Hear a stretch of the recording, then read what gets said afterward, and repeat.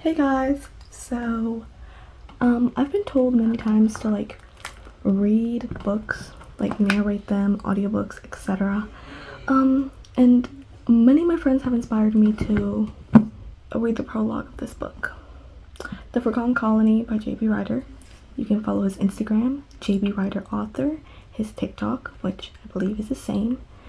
I'm just gonna be reading the prologue because it's kind of long, and I do have a lisp, so if you hear that, please ignore. And if you hear me stumble over words, ignore that too. I'm not going to be reading the introduction, which is just him talking about himself and the process. No hate, Jake, no hate. Just reading the prologue though. And this is take number 3 because of my stutter. Prologue. Zach Croft, 2053. Zach's lungs were on fire. As he sprinted down the cracked cement sidewalk, the soles of his feet throbbed with each brutal impact. He looked over his shoulder, praying that his pursuer was no longer behind him. But she was. To make matters worse, the woman was gaining on him quickly. Her strides covered far more ground than his own, and her arms pumped with a precision that put Zach's movement to shame. Zach's body screamed at him to stop, to collapse on the ground and succumb to whatever came next, but his mind wouldn't let him give up. It was as if autopilot had kicked in and refused to relinquish control. Zach veered quickly as the sidewalk forked in 3 directions, hoping to lose his pursuer and give himself a fighting chance. He considered taking a shortcut through the grass, but knew it wouldn't make a difference. She was too fast. Zach glanced over his shoulder again. The woman's intense blue eyes locked onto him, and she began to run even faster. 8 feet. His legs lost all feeling. His hips swung like broken hinges, and his throat felt as if it was full of volcanic ash. He just wanted it to stop. 6 feet. 4 feet. The woman reached for Zach, clawing for his shoulder. Dodging her hand, he swerved to the side and nearly tripped over his feet, barely remaining upright. Then, just as the woman was about to grab Zach's shirt, he passed a sprawling oak tree and skidded to a stop. He slammed his palm down to his stopwatch. 5:46. 10 seconds better than last week. As Zach dropped on the bench of a nearby picnic table, the woman steadied herself against the tree. "Water," she said, making a claw with her hand. Zach tossed her his bottle and watched as she took a long sip. "I could have beaten you," she said, then tossed the container back. "You got lucky this time." "Same excuse, different day," Zach said. She had said that every day for months, maybe even years. He did admire her unwillingness to admit defeat, though it was one of the many things that made Cora Keaton special. Zach untied his maroon Harvard sweatshirt from his waist and set it on the bench. Despite graduating from the astronomy program nearly 9 years prior, he still carried the beat-up old thing everywhere he went. It was sort of a good charm for him. Cora laid her hand flat, flipping through pages on the unseen notepad. January 23rd, 2053. I beat you by 26 seconds. You threw a branch at me. Cora waved his comment off. "Ah, it fell on you. From your hand." Cora gave a breathy smile and turned away. Yeah. How much longer do we have?" Zach checked his watch. "An hour, but we better leave time." It was only 8 in the morning, but the temperature had already soared into the 80s. Sweat steamed down their faces and soaked their clothes. As much as Zach despised the sweltering Pasadena heat, coming to the park had been a part of his routine for ages. Work at OCE started late, and Zach wasn't one to sleep in. Frankly, he had enough trouble sleeping at all. The 2 left options. He could kill time getting breakfast, coffee, bagel, whatever, or try to burn off the bent-up energy through running. "You ready for your meeting with Carver?" Cora asked with her hands on her hip. Zach shrugged and glanced at the ground. "Honestly, I don't know why he even keeps me around anymore. Just to make sure you get your point across. It's not even my meeting. It's the mass arrest team. He won't be listening to me. Then make him listen." Zach gave a frustrated smile. "It won't be enough. It doesn't matter what I tell him. His mind is made up." "Make him listen," Cora repeated firmly. "Fine, sure." Zach grabbed his sweater and headed for his truck. The meeting at McGrath Center is at the mag rest center. Don't wait for me. It might be a while. You're wrong. You're all wrong, and we're gonna fucking die because of it. Zach couldn't believe what he was hearing. The team was just telling Carver what he wanted to hear. Why wouldn't he see that? Zach loved Carver. The man had taught Zach everything he knew, but damn, did confirmation bias do the job on him? Despite the recent setbacks, Magras is still the best chance we have to beat this thing. One of the short, balding men at the front of the conference room said. Mumbles of agreement ripped through the room, but Zach stayed silent. They weren't just setbacks. The program was a complete failure. Once again, OSC was wasting their time. Anyone with a basic grasp of reality could see that, but reality didn't fit the narrative OSC had brought onto. So instead, they were pinning the planet's future on faulty assumptions and convenient half-truths. They're revising our projections to account for the recent abnormalities in the data. The greasy man continued. After eliminating the outliers, we see that the magnetosphere strength is trending upwards, and not at the rate we'd like to see. Holding his chin between his index finger and thumb, Carver nodded. So what do you propose? Exactly what we've been doing, just on a larger scale. Carver tilted his head, not a single strand of his thick black hair falling out of line. This sounds expensive.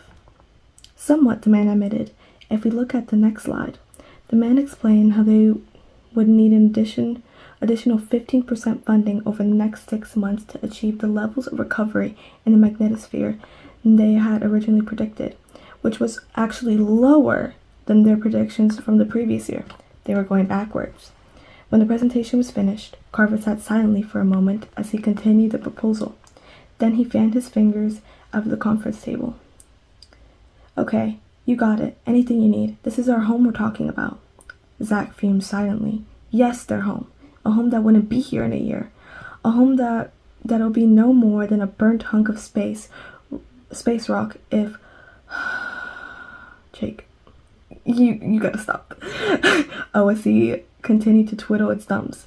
Clearly, Zach's title of head astronomer meant nothing to the organization. He'd repeatedly told them that repairing the magnetosphere wasn't working, but his words seemed to carry no weight. I'll email you the details, Mr. Carver, the balding man said with a nod. He checked his watch. It's about lunchtime. Anyone up for Chinese? A few men at the table grumbled in agreement as they stood, fixed their suits, and walked out. Carver stayed put, one arm resting against the side of his chair and the other one on the table. Once again, everyone was gone. He gave a knowing look to Zach. Lied on me. What? I'm not blind, Zach, Carver said. He rolled out from the table and wheeled his chair to Zach's side.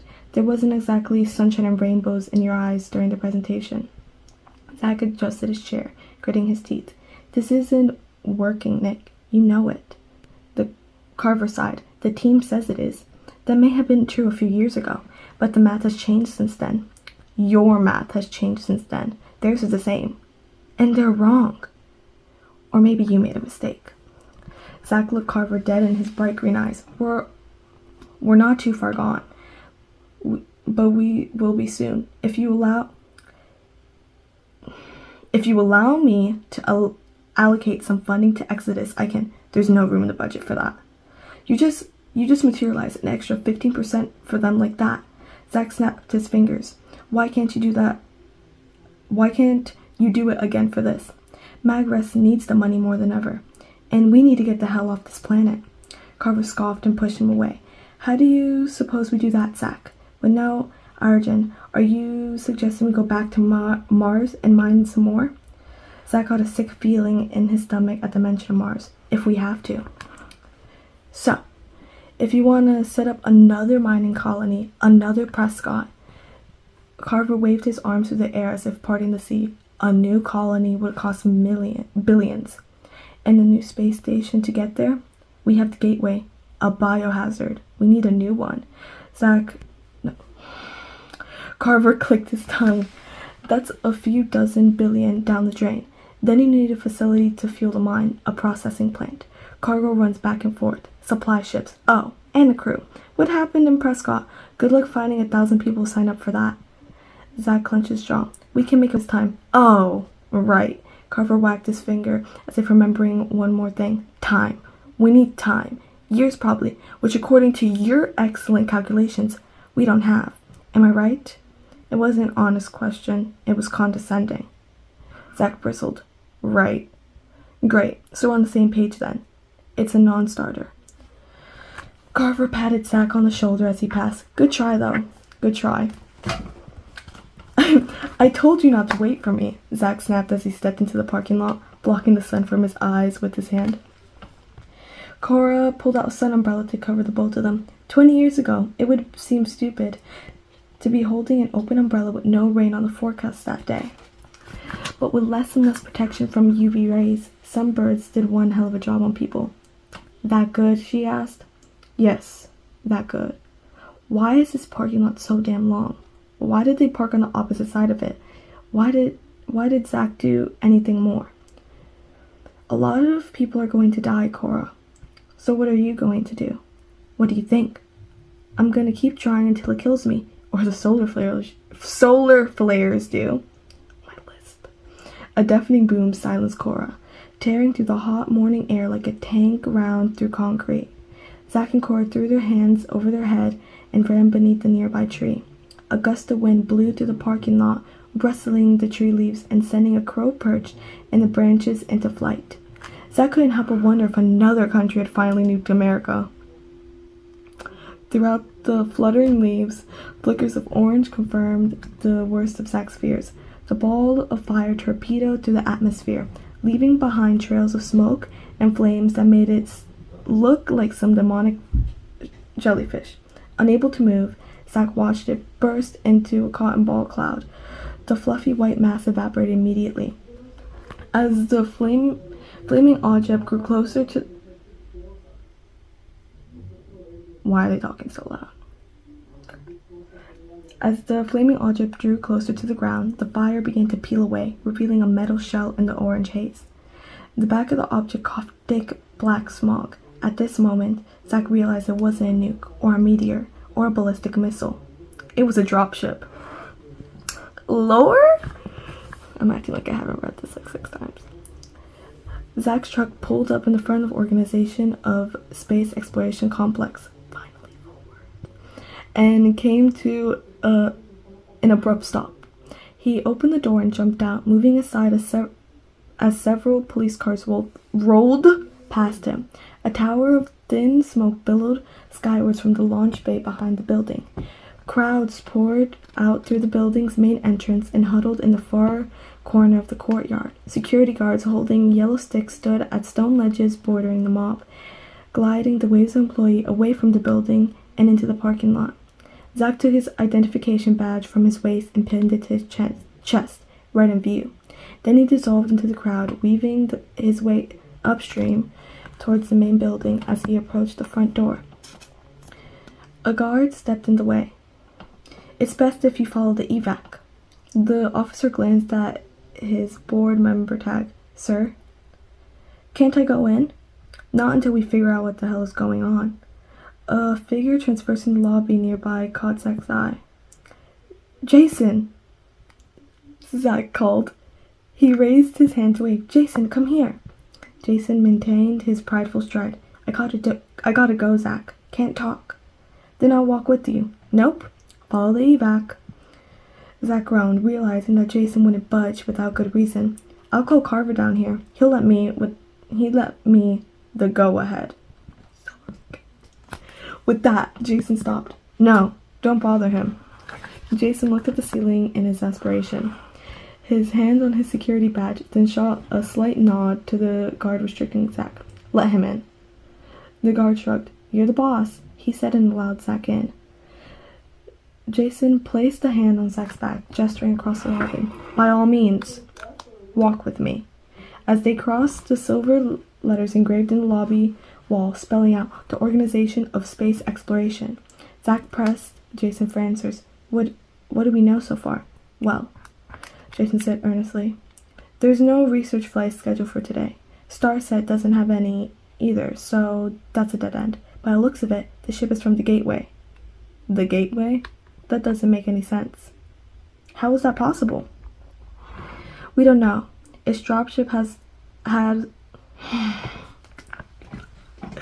its dropships have autopilot, so it could have theoretically flown here on its own. But I have no clue how it might have launched. There's nobody on the station. Zack nodded, but his mind was elsewhere. Nobody, he thought? Yes. Nobody. Nobody. As if reading his mind, Jason continued, I mean, there shouldn't be anyone on the station. That doesn't mean there wasn't. Zack's stomach turned over slowly as he suggested the implications of what Jason said. Who? Another country maybe? They could have docked to it and developed their own team, which would be a major problem for us. Or maybe the gateway just malfunctioned and launched the ship by itself. Either way, it's not good. A minute later, they reached the door to the launch bay. A row of guards with assault rifles formed an impenetrable wall across the entrance, suggesting nobody was getting in or out. Jason took a left and headed upstairs to the observation deck. Zack followed. What happens if someone's on the ship? Zack asked. If there is, they're going to jail. Jason's hand glided along the railing as he climbed the steps 2 at a time. They reached the top of the stairs and entered the sprawling, sunlit observation deck. Against one wall, lines of monitors showed data feeds and security cameras. The other comprised a slanted window looking 100 feet down into the launch bay. Through it, Zack saw the massive dropships on one of the 8 landing pads. It was the shape of a simple cylinder, with dark rectangular plates making up the outer layer. On the nose, the heat shield panels formed a honeycomb pattern. The fire of the re-entry had completely blackened the surface. Unknown dropship. Please identify yourself. One of the communication workers droned into a headset. Any response? Jason asked. None yet, sir, the man responded. The antenna looks damaged, so our messages might not be getting through. Keep trying. Jason hiked up the flaps of his jacket and hooked his thumb on the edge of his pockets. Can you find out when reinforcements are coming? How about now? Another worker said, motioning out the window as she crossed to the printer. Down in the med bay. A group of fully armored SWAT officers fanned in formation, their assault rifles trained on the ship. The SWAT captain's voice burst through the radio. Tell them to come out with their hands up. The comms technician relayed the message to the dropship, despite making it clear that whoever was inside was not listening. Along the edge of the launch bay, other guards secured any exits the passenger or passengers could use to escape, essentially turning the facility into one big containment unit. After a few moments of tense silence, the front airlock of the ship let off a hiss of steam.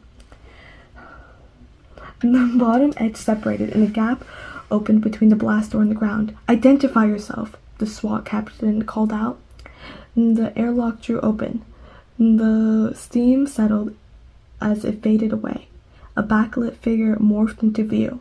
Zack could just make out the man's dazed expression, the way his jaw fell slack when he saw the barrels pointed at him. With his eyes trained on the man, Zack's face went pale, as if he had seen a ghost. Because he had. And then, part 1, live, chapter. Go buy the book, guys. Go buy the book. It's on Amazon. Go buy it. I already have 3 copies. I don't need any more. But you do. You do. So buy it. If you heard me lisp, stutter over words, struggle, I didn't. But that's it. And background noises, my apologies.